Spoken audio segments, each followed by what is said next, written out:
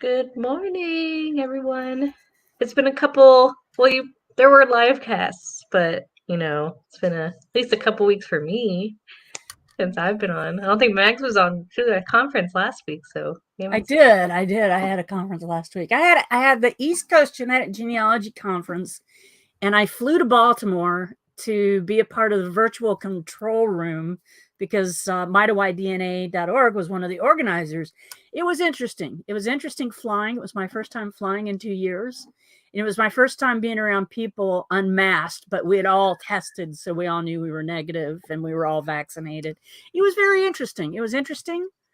And it was fun. It was a lot of fun. And the conference was a huge success.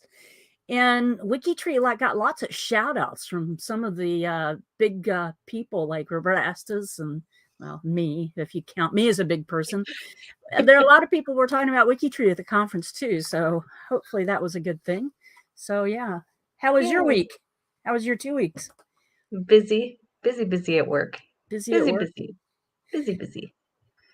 We were both talking about how tired we are because I'm Yes. tired still from traveling.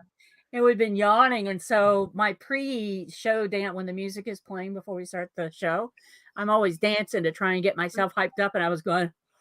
So Max and I might be yawning throughout the live cast. We're gonna try not to do that. If we fall asleep, just wake us up. Yeah, I might just pass out on the. I noticed your mama's here. Yeah, she is. Let's see who else is here. So my mom, and then we also have John. Hi, John. He said that he's out in Dublin shopping, so he's probably not gonna be here. He got in way earlier. Then we have Brian, Chris. Let's see who else. I saw Janine, Hillary, Tommy, Susie, Bev. I don't think I've seen Bev around before. Bev Diaz. Hello. Welcome. Thank you for joining us. June. And oh look, Pip. He says he's still recovering from the thon. Pip, you might want to come in. You might want to come in. I got news. Pip was the member of the week last week. Was he? I was so busy last week I didn't get a chance to see that. Yeah. Oh my.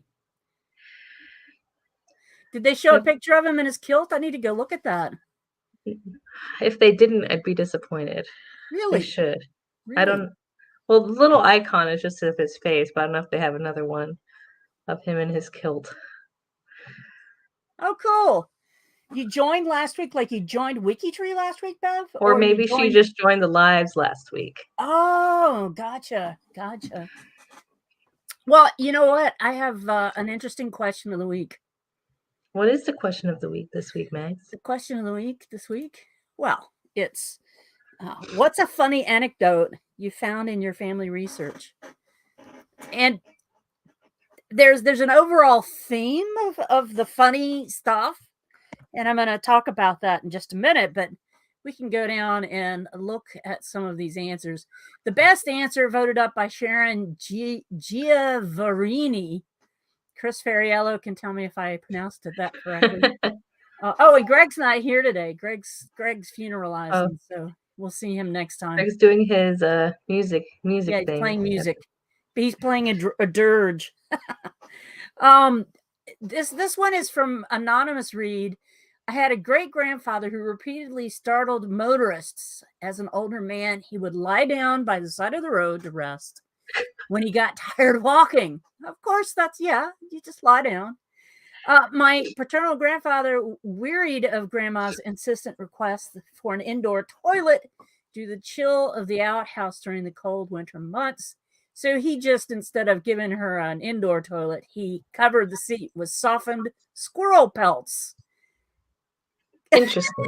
Can you say, ugh? Okay. Let's see. Everything on my grandfather's profile. And then a story he told me about his grandfather, Henry Reeder. Henry went on vacation, likely in the 1930s, not specified, with his daughter and her family to Mexico. His son-in-law, Claude Craig Crawford, was driving as they returned across the border into the United States, and the border guard looked into the crowded automobile and went through the customary, somewhat uninterested inquiry as to whether they were citizens. Everyone around the car answered in the affirmative until he got to Henry in the last seat in the back. And Henry said, "I am a proud servant of the Crown of England." Oh, they spent the next few hours in a detention center sorting out the issues. Henry immigrated to Ontario when he was 3 years of age and thence to Cincinnati in his 20s. So he had been in the States for decades.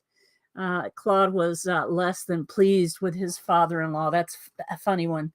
Let me see. Yeah, and I crossed the border last time. I had to empty my suitcase this past weekend. I had to empty my suitcase twice.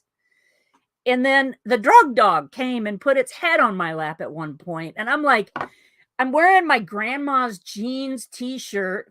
I probably was a little sweaty from having to unload my suitcase twice. So I don't know. I looked like a grandma smuggler. I'm not sure. But they were checking me out at the border. So the border story made me feel good. Oh, let's see.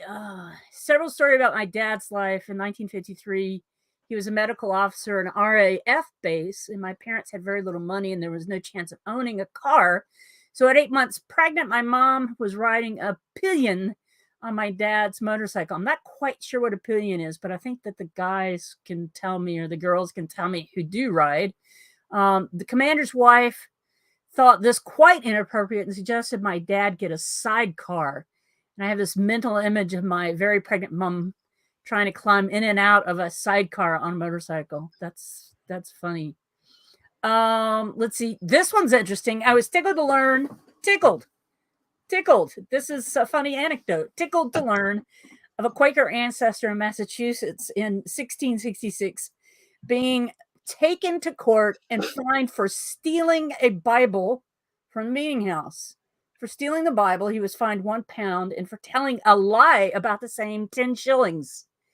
That's don't know why that made her laugh, Kate says, but yeah, I'm like, just, it might have been 1666, but surely they had a Hotel 6. They could have gone and grabbed one out of one of the bedside table drawers, right?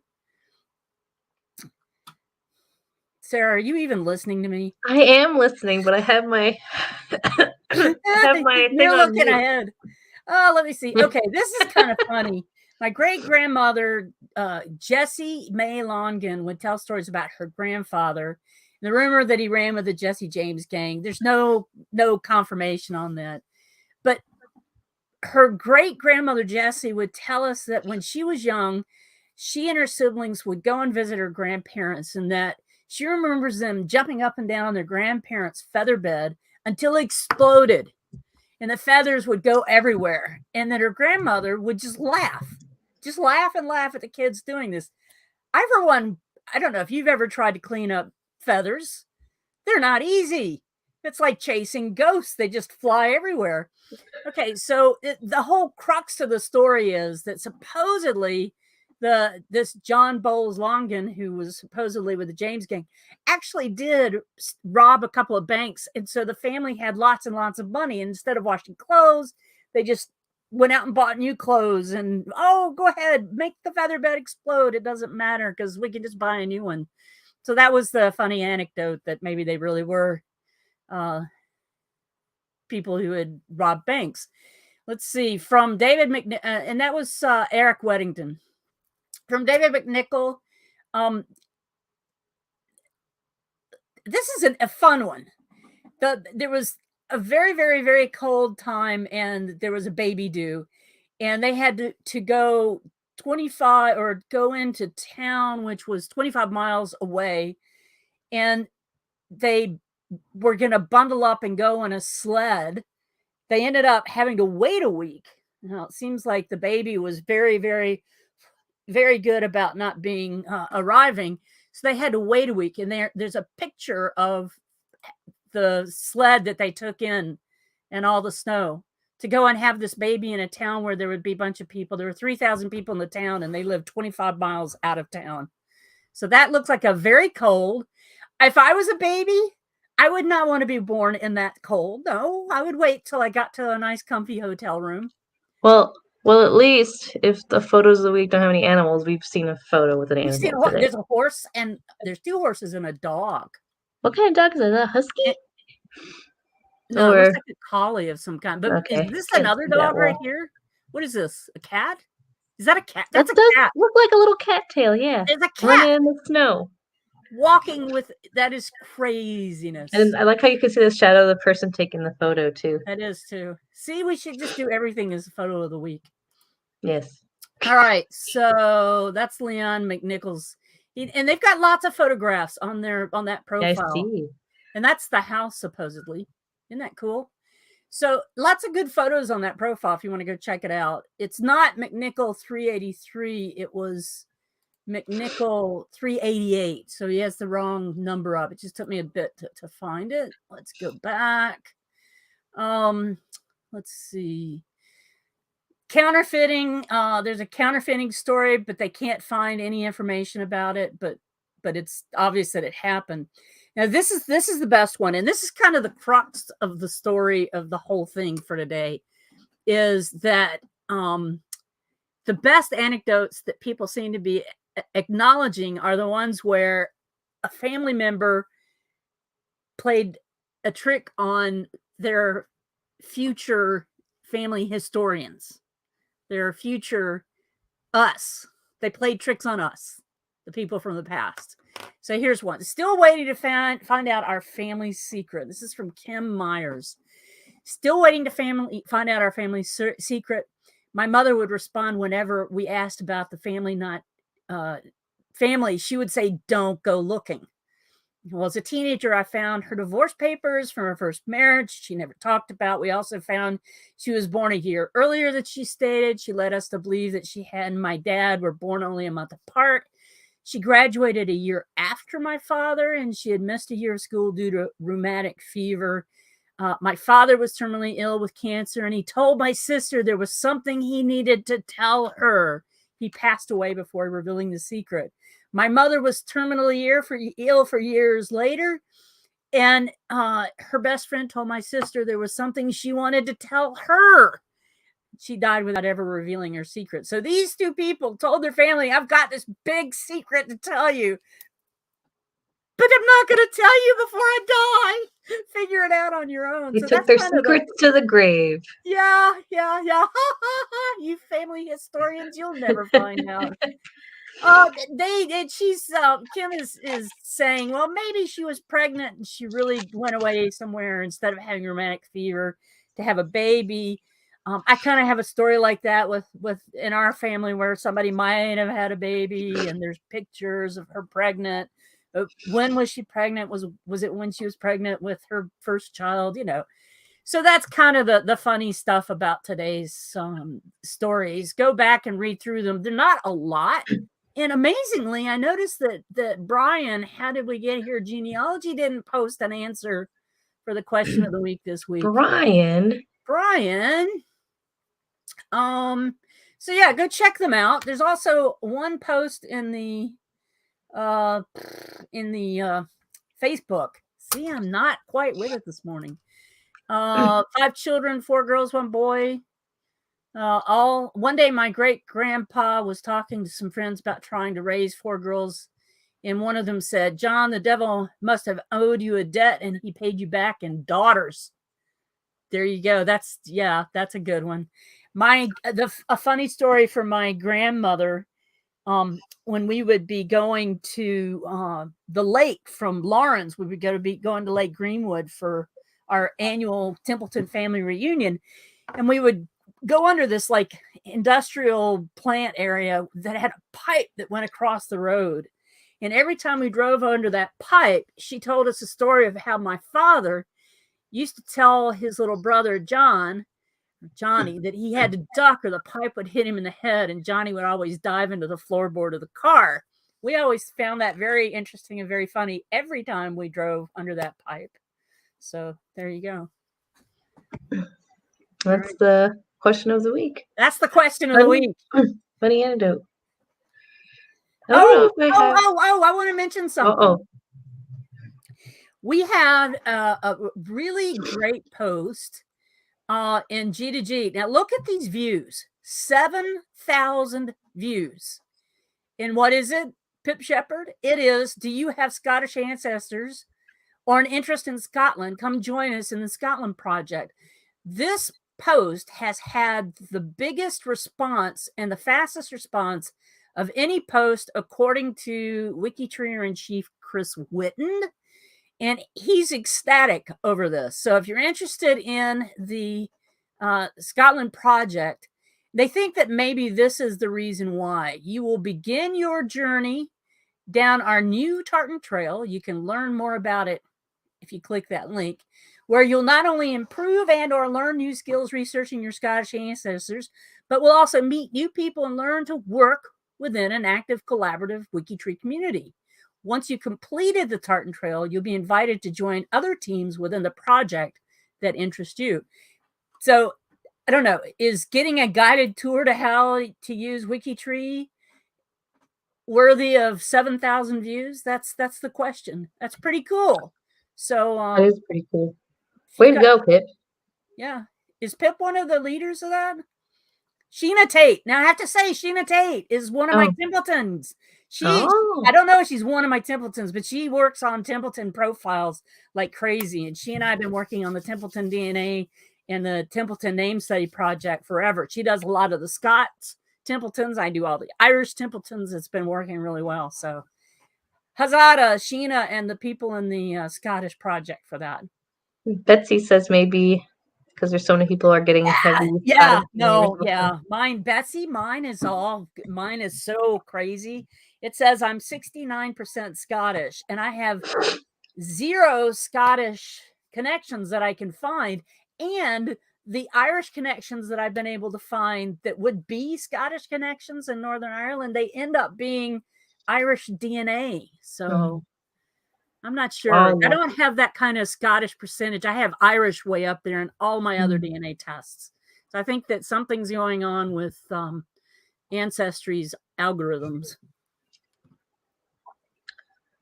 Maybe just people are putting that they're Scottish when they're not, and that's what's... Yeah. Do that too. Who knows? The mystery of the percentage of ancestry. So, I think... Stop sharing. There you go. Earlier they were trying to get, I guess, put up Chris's blog's website, but I knew it's something with Haverhill. I couldn't find it, but I don't know. I didn't know it off the top of my head, but I don't know. Chris, just put the link in the comment and we can show it if you want. Pip, that may be true, but my Irish DNA that's in Northeast Scotland always comes back as Irish. It's not Scottish DNA. So it's even my Templetons, who should be Scottish, are Irish. Even the Scottish clan that was chartered for them back in 1948 is kind of silly. Well, I'm sure yours do, Pip. Sure yours do. Chris, I can just type the name of the blog in the chat, Chris. Just type it, Chris. Type it. Just put it. I don't know. It's like something blog. Okay, Haverhill, well, Chris does that. Haverhill something blog. Yes, I tried googling like Haverhill blog Chris. Like, did you roll your R's when you typed Federiello? When I typed it? Did I roll the R when I typed it? I don't think so. Okay, so it's a fun profiles this week. They're all about plants. All roads lead to Haverhill. So if you Google that, you should find the blog. Hopefully. So, okay, let me share my screen now. So yes, the profiles of the week are plants experts, and our leading profile is Martha Stewart, which I don't think I would have like associated her with being a plant expert. She's an expert. She's an expert in a lot of things, but I'd say like baking or crafts or something. Plant expert. I don't know if I would have thought of that. Doesn't she have a huge farm in Connecticut? That's like Probably. an But it's not the organic. first thing that I would associate with Martha Stewart, I guess. One of her TV shows was out at her farm, and she would always be out in her garden picking fresh stuff for the food. So she's just done everything, you know. You just don't watch Martha enough. I guess not. Sorry, Martha. Martha, Martha, Martha. Oh, no, that was Marcia, Marcia, Marcia. There you go. Sorry. So she doesn't really have a very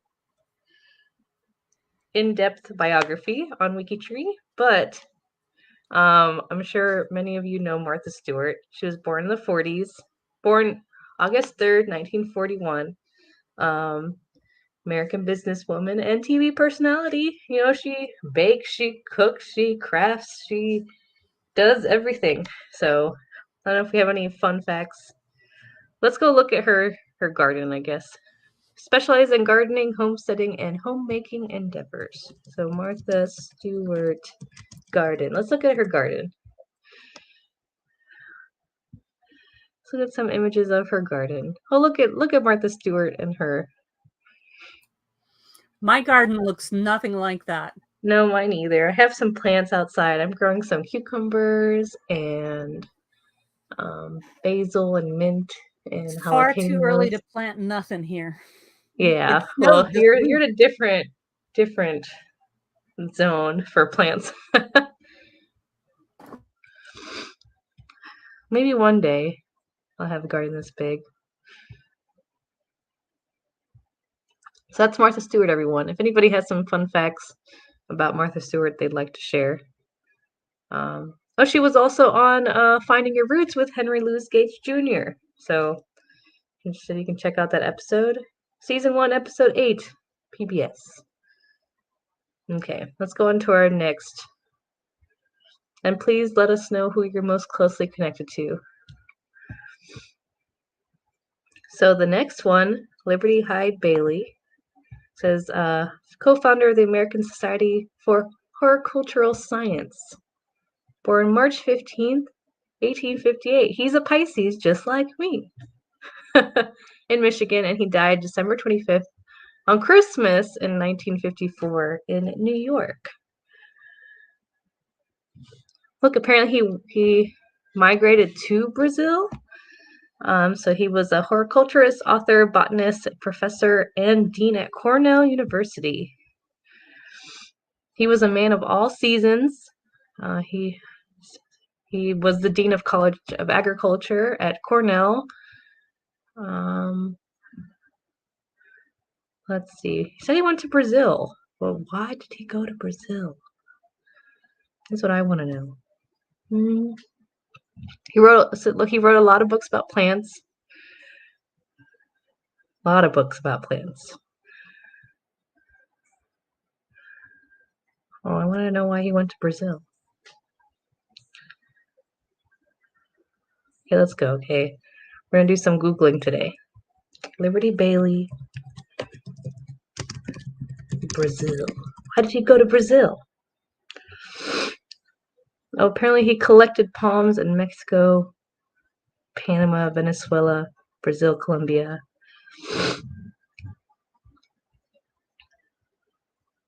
He did a lot of traveling, apparently, to do plant things. And look, this is a Cornell website.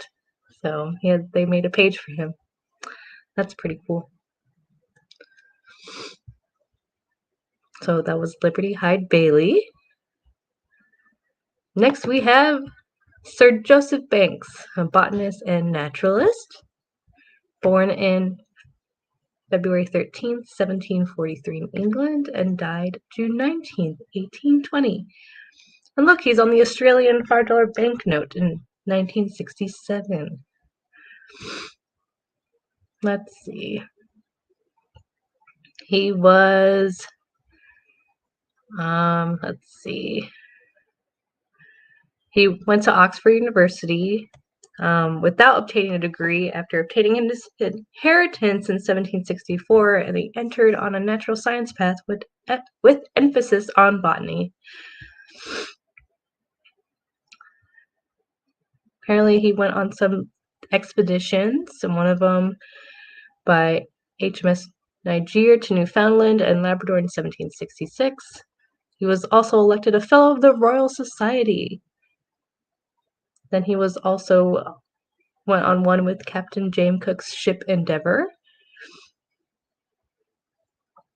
So he went on a lot of trips to collect and observe. Let's see. And he became the president of the Royal Society. And he remained so until his death. And he was a member of the Privy Council in 1797.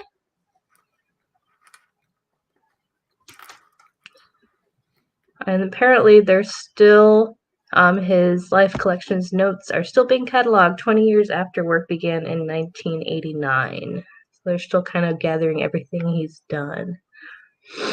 That's pretty cool. And they also called him the first Baronet Banks of Riversby Abbey. Okay, next on our list we have Washington Atlee Burpee. Born in 1858 in New Brunswick and died in 1915 in Pennsylvania. He was a pioneer in the American agriculture industry and the founder of one of America's leading seed companies, Burpees. You know, you are closer to the Burpee than anybody else to the Burpee. To the Burpee.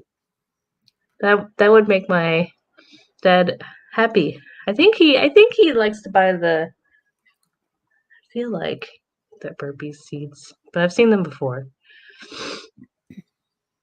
So that's pretty cool that he created a seed company. It's still thriving. He owned a whole bunch of farms in Pennsylvania, New Jersey, Gloucester County, California. He was author of several books on agriculture. And then upon his death, his son David took over the family business, and the legacy lives on in the W. Atlee Burpee Seed Company, which, like I said, still exists today. Wow, we have a real connection. Aaron Gullison is third cousins 3 times removed. Ooh. Very cool. Okay, next we have Albert Spear Hitchcock, a botanist specializing in grass species. It's very interesting. Born in Michigan in 1865 and died in the Atlantic Ocean in 1935. I guess he was on an expedition when he died, but I guess we'll find out shortly. So a leading botanist specializing in agrostologist. I'm assuming that's the grass field, since that's what he specialized in. He traveled widely, collecting and documenting a huge number of grasses and other species from the Americas and other parts of the world. The question is, how many species of grass are there? That's a good thing to Google if anybody wants to look up that for me. So apparently he was adopted too. So it says the details of his parentage, birth, and adoption is a subject of some speculation. Let's see. In 1892, became professor of botany and botanist to the experiment station at Kansas State Agricultural College. Okay, I want to see what he was doing in the Atlantic Ocean. And he was a member of the American Academy of Arts and Sciences. But he went to Hawaii in May 1921, sailed from San Francisco to Honolulu, I guess with his wife, Rainia.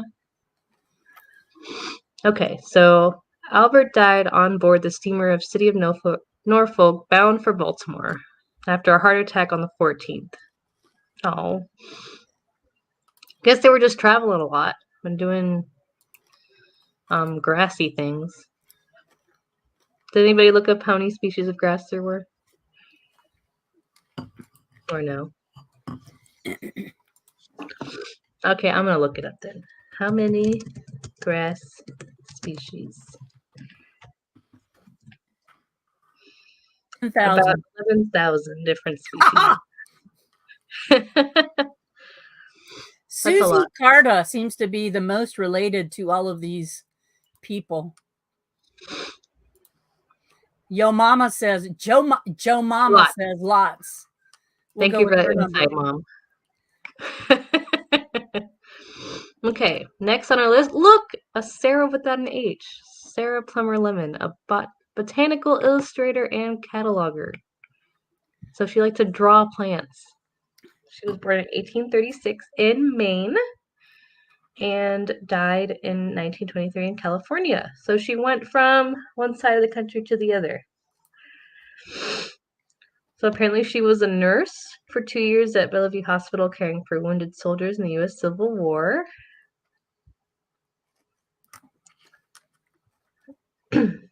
Susie also points out that being right after a thon makes all of hers closer.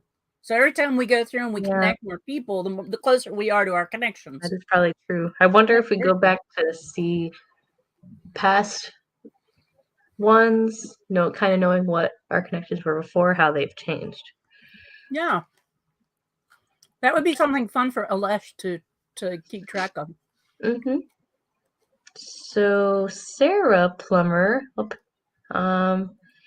she taught art at a grammar school, and she also became certified in chemistry and physics by supporting herself by teaching gym, so calisthenics, and giving art lessons. Like I said, she was a nurse during the Civil War, and she also married a botanist, John Gill Lemon, former Union soldier and prisoner of the infamous Andersonville prison camp in Georgia. So she began painting various fauna and flora and delved into botany. Oh, look, they have it. Look at their little camp. How cute. In this camp in Arizona. And she wrote some articles about plants. Let's go look at some of her. This is one of her drawings. What is that about? Let's look at Sarah Lemon. Let's look at some of her stuff. Susie Carta says she has a mountain named for her in Tucson. Apparently, there's a book that was written about her. Oops. Sarah Plummer Lemon's Life, Science, and Art, The Forgotten Botanist. Some of her stuff. Okay. Oh, apparently Sarah and John are interred together, and their gravestone declare them partners in botany. Oh, that's cute. I guess let's go see there. Hold on, I want to see it now. Partners in botany. The California poppy was named the state flower 1903 due to the persistent efforts of Sarah Lemon. She's like, this is going to be the plant. Okay, oops. Next on our list is Pierre Leveque de Morin, founder of the Laboratorium Morin. Andre Levac. Something. Founder of something. Born in 1776 in Paris and died in 1862 in France as well. Oh, that's in French. He was a horticulturist. I can assume that from this word. There's an English version. That's it. This is it. That's the English version. So not much on him, but he was the founder of, what does it say? The Arboretum. Let's Google this real quick to see what it is. The Arboretum. It's so small I can't see it. Is a private arboretum located. Arboretum. Arboretum. That's a tree place. I got that much. Okay, good. I knew it was trees. So he founded this place. And this is in French too.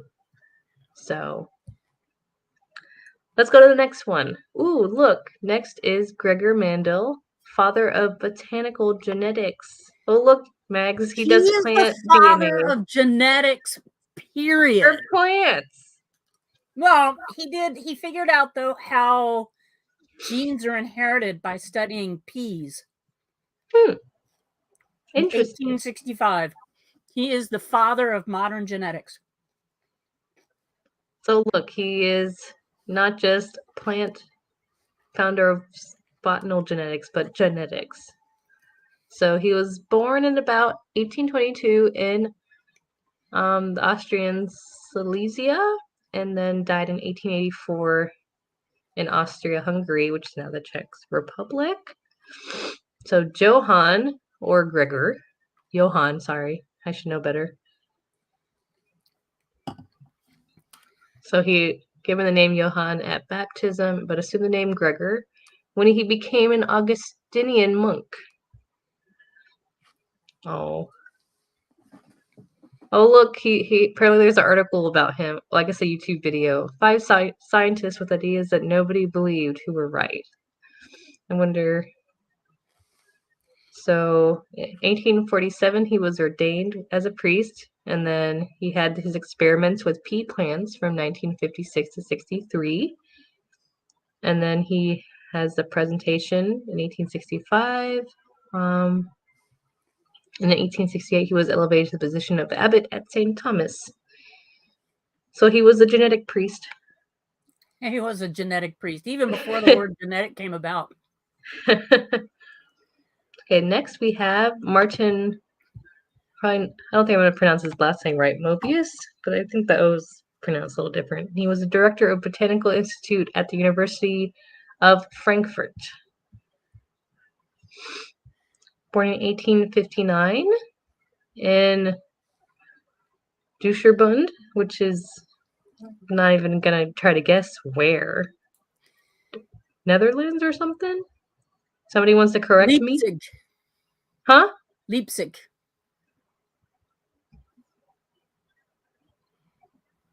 And he died in 1946 in Frankfurt. But there's no profile manager for him. Somebody needs to adopt him. Leipzig is in Germany. I was assuming something along those lines. It's just the name, the Königreich Sachsen-Deutscher Bund, is just what the local naming was at that time. Okay. So let's see. So there's the German version and the English version. So apparently he was a direct descendant of Martin Luther, and his paternal grandfather was a notable astronomer and mathematician. So he was the first director of the Botanical Institute at the University of Frankfurt. And yeah. Some of them have really long biographies, some of them they're shorter. And apparently, after the Nazis seized power in 1933, he wrote a letter to the Frankfurt Lord Mayor citing a great value of the Jewish scientist and urging him to intervene against excessive anti-Semitism. Yeah. That's pretty cool. Okay, we have 2 more. Next one is we have William Herbert Purvis, a prolific plant collector. Born in 1858 in Scotland. Oh, look, Scotland! Scotland! And died on December 31st, 1950 in Scotland as well. Scotland! He was a plant collector and investor in a sugarcane plantation on the Highland Island of Hawaii during the late 19th century. He was a rabid plant collector. I like how the word rabid was used. Like he's a rabid... By 1885, he had a botanical garden which included cinchona planted in some area of Hawaii. He brought numerous plants to Hawaii. And then some more grass and some bamboo to Hawaii. On his trip back to Scotland, he became engaged to his high school sweetheart. They married in Hawaii. I And didn't then realize that the macadamia nut was not a native species to Hawaii. there you go. Learn something new. All thanks to Mr. Purvis here. Our rabid plant collector. Mm-hmm. Rabid. He's a rabid plant collector animal. Just think of rabbit animal. Whatever. So apparently they stayed in Hawaii for a little bit, and they went back to Scotland, had 4 kids, and then the macadamia nut introduction into Hawaii. And then, he demonstrated how they could thrive there and how they have become an important tree crop. So very cool. We always learn something new on these live casts. We do. Like there was the one time where we learned how to become a saint. Yes, we did.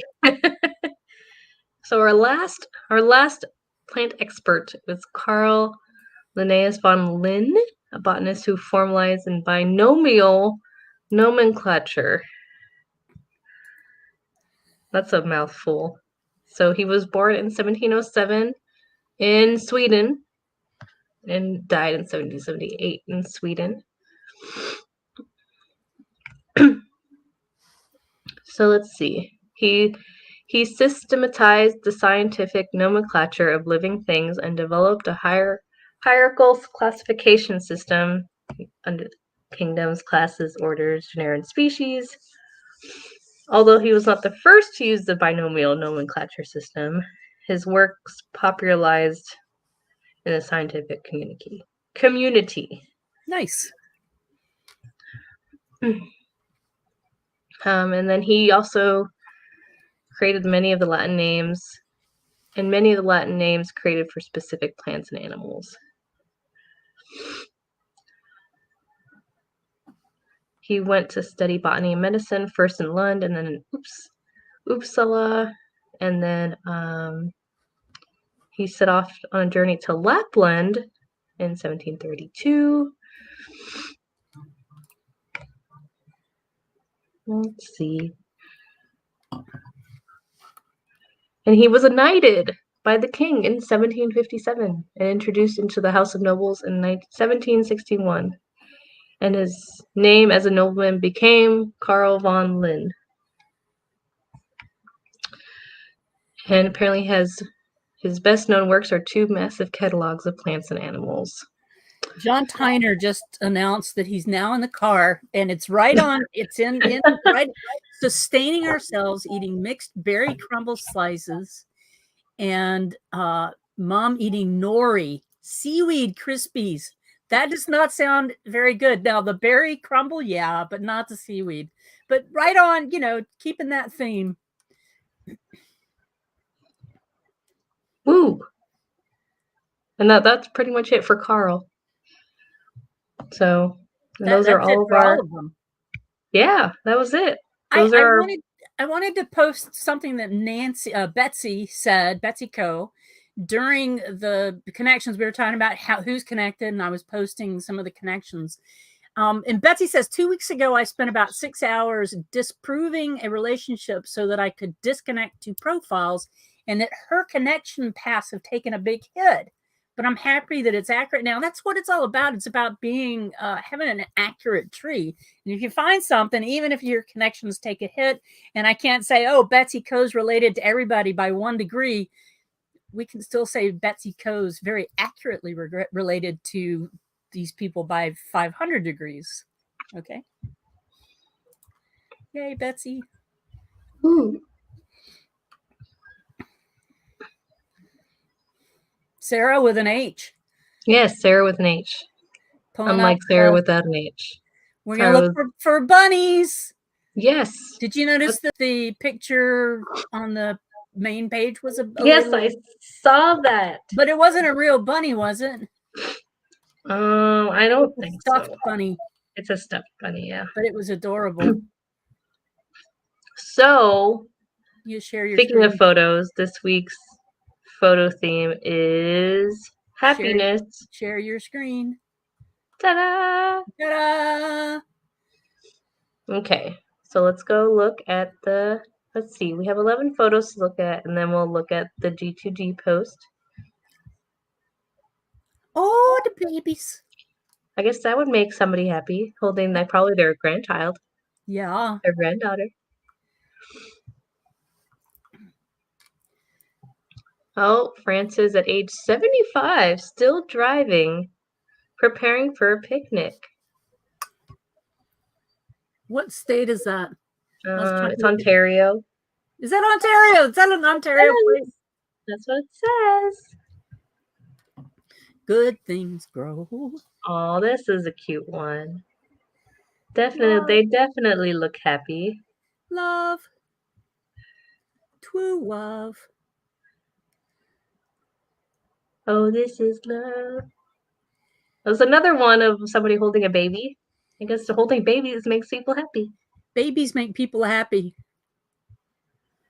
I guess unless the babies are crying, then No, yeah, not that's as true. happy with it. Oh, look, with Santa. Probably happy with Santa. Doesn't look very happy though to be with Santa. The baby doesn't. He's like giving a side eye. No, I'm not sure about this guy with all this beard. But you know what? Getting the presents make people happy. Mm-hmm. Oh, this is cute. Does it say who this is? No. Kathleen Thompson uploaded this. This is Raymond Thompson, born April 1928. His portrait taken in 25 Piccadilly, London, in his uniform. So he's happy that he was 25 in this picture. No, this is yes. But let's go see. So this was. Oh, it doesn't actually link to him. Oh, I was gonna see his profile. That's the address, 25 Piccadilly. What a dapper way to put your hat on. Mm-hmm. First date in 1967, October. Oh, birth of, look, another baby photo. Just, there's a theme. There's a theme. If there's not an animal in one of these photos. Surely there's a bit bug in those rocks. That's not an animal though.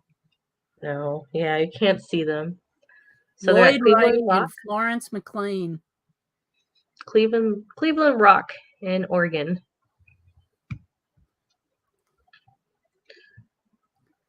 So Mary and Thelma. Oh, look, this one was uploaded by Janine. They do look happy. It looks like maybe they're about to go swimming or to the beach or the pool. That's all. No, okay, good. Oh, wow. What is going on in this photo? Okay, my daughter and myself just happy to be dancing and together. Is that Janine again? No, it's Karen. So that was the last photo here. But let's look at the G2G post really quick. See if there's anything we haven't seen already.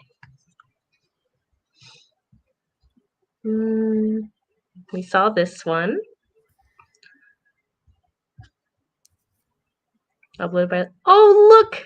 It's a horsey bunny. It's a pony. Here's my husband on the pony that came down the street.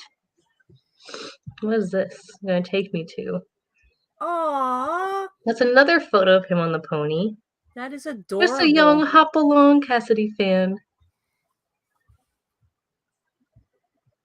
Look, oh my gosh, look, there's more photos here. That is really cute. Oh, we saw Your mom is very excited for you. She's yelling, "A pony, a pony." Oh, look at this one. So cute. What? Okay, somebody loaded these pictures up just for you. So who did it? Who went and did this before she got to them? I don't know, man. But pretty cute. What is Alexis this? Nelson and they're on a teeter totter. That's not fall into the theme of horse, but no, that's okay. But it's not about horses; it's about happiness, right? Well, this one was under the. This is the. Oops. Are you on the right post? You just went Well, and found one that had I went off horses. on a tangent. I clicked on this link, Oh, that's hilarious. and then so these were all pony photos until that one. That's funny. So Yeah, yes. you loaded this up. They didn't. Yeah, I set it all up. So this one, happy to have his portrait in uniform. I only ever talked to him when he was an accountant at Harrods, which is a department store. You should make a profile for him and link it if not already. We didn't see this one, so this photo is of Peter Crom Burns, my husband's first cousin, second times removed. This picture includes his mother and then his girlfriend, Roseanne. Oh, he was a member of the Canadian Royal Rifles who were taken prisoner at Hong Kong on Christmas Day in 1941. He was one of the first people to come home after being imprisoned in 3 POW camps. Wow. So yeah, very happy moment there. We saw this one. We saw this baby. We saw that one. We saw that one. This one too. Oh, this was also 1 week before their wedding. Oh.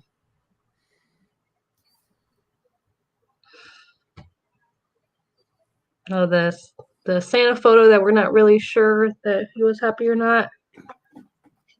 Oh, that's a sad story then. Charles and Hazel were thrilled to adopt their son as an infant. He was their entire world and never wanted for anything. He was a very happy child at all times. Even while undergoing treatment for leukemia, he eventually died at the age of 5. Okay. Yeah. Very sorry for that. We saw that happy baby photo. But there's a happy baby. That was the first one we saw. That is the first one we saw. And I think that is all for happy photos. So, yep. And then I saw lots of ponies and animals. So, do we have any questions from the peanut gallery? We have some new people here. any questions, comments, remarks? Comments, remarks. Comments or remarks? I don't know if we want remarks, but just comments. Opinions. Oh, wow. John Tyner is 20 minutes behind. So he's not going to see this until 20 minutes that we just saw this. John, you're going to be so late not to ask a question. How are we both doing? Your mom, Joe Mama wants to know how you doing. Well, if you guys haven't noticed, I do have a little bit of the sniffles. I'm recovering from a cold, so I apologize. But besides that, I'm good. And Bev Diaz says comment and remark. Thank you. That I don't think I would have been able to finish my day had I not seen that from Bev. You've made my day. What do you have on planned for the weekend? Well, it's supposed to rain. Mm-hmm. So I don't know. I usually do things spur of the moment. Let's go do this, and then it happens. Spur of the moment. Your mom has an aw for you and your cold, and Chris says feel better soon. Thank you. Definitely feel better less than I did yesterday. I want to know when the weekend became work days. I have to work all day today. I have to work all day tomorrow. What's up with that? When did weekends become work days? I thought weekends were times where you could just spontaneity, just run off and do stuff. Yeah. So Bev is doing genealogy outside. Yes, Bev, I do genealogy outside as well. If you have a wonderful place that you like to do genealogy outside, like a beautiful patio or something, you could post a picture of it. Ooh, especially if there was a bird or a raccoon. Like, we Or feel like hot. we're in Mutual of Omaha's Wild Kingdom all the time. The squirrels running on the power lines and Yeah. raccoons and You have a lot of squirrels and birds do you out have there. alligators up that way? Yeah, I have. There's some in the lake there. No, I wouldn't be going in that lake. I don't swim in it. No. Yeah, Bev, post that photo in the weekend thread if you're gonna be outside. Yeah. Let's see it. We'll show some of these photos. If you have an outdoor place where you do genealogy, post it and we will show it next week. Yes. Yes, we will. We I will. have an outside office in the summer. I sometimes will sit outside, depending. But the nicest place down by the dock doesn't have Wi-Fi, really, so. I know there the other day. I saw that. It looked very good. I didn't see no alligator. Well, they're usually in, swimming underneath. Usually you can't see them. But sometimes I see them just coasting on the top. And Betsy Coe says she has a soundtrack for you called Alligator Alley. I'm familiar with that, Betsy. Yes, I have played that in my life. That's a gator lake, my mom says. It is Gator Lake. There's like one, and then we see some babies. They have babies. And yeah. Is raining keeping you from working over the weekend, Hillary? Do you work on the weekends, Hillary? You often do because you're doing conferences and stuff. Oh, we do have a question, Mags. Yay! That is a good question. Well, basically, GDPR. You can't add your grandchildren to WikiTree because you are not them. Well, also like the parents, it's the parents you can. You can add your children. But usually also, since they're going to be private anyway, and or unlisted, they're so young, there's no also adding them. Anybody under 18, we don't add. We don't normally add. And in the past, we were able to add children as part of the descendants list, but that changed with the introduction of the General Data Protection Regulation the EU established. So when WikiTree kind of tightened up ship a bit to follow that regulation or get fined, and we don't want WikiTree to get fined, we kind of did away with people being able to add people that are living. So unless you're the living person, really shouldn't be adding people. Yeah, and then children are just because they're minors. It's just there's a whole bunch of I'm actually so I'm actually gonna pull this up. You have to be their parent or legal guardian if you do want to add. Well, if you want to add them, get the parents to join WikiTree and get them to create the profile and make you profile manager. Their profile, have them join, and they can create it if you really want them on WikiTree. So. Yeah, and Bev is kind of reinforcing what we're saying. Frank, you technically don't have permission unless the parents have that. Great. Yeah. Glad you understand that. Awesome. Yeah. Any more questions? We've got 2 minutes. 2 minutes. We could do a fast 2-minute word association game. WikiTree. Genealogy. Yay! I was going to say collaboration. Oh, that's also another one. Yeah, that's a good one. Let's see. Blueberry. Oh my. Sorry, I was reading something. Pie. Blueberry pie. Blueberry pie. So Hillary just got a scare. Some lemons just fell off a tree because we did the whole botany stuff with the botanists. Look, pie. Pie. These people know the right answer to that blueberry quick question. Pie. And pie. Bev, I don't know, Bev, do you know me yet? Do you understand the significance? Well, I think a lot of people will just say pie.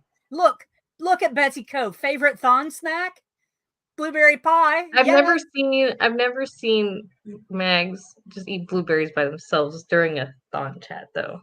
She's eating pie. Upstairs. I could go and eat some blueberries right now just to prove you wrong. Well, it's not going to be during the chat. Next week, you should bring blueberries and eat them. Like you look, there's the M&Ms. I have blue M&Ms.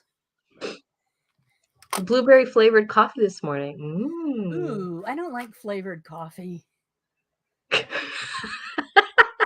No. She just shut you down, Janine. She just shut you down. Sorry, Janine.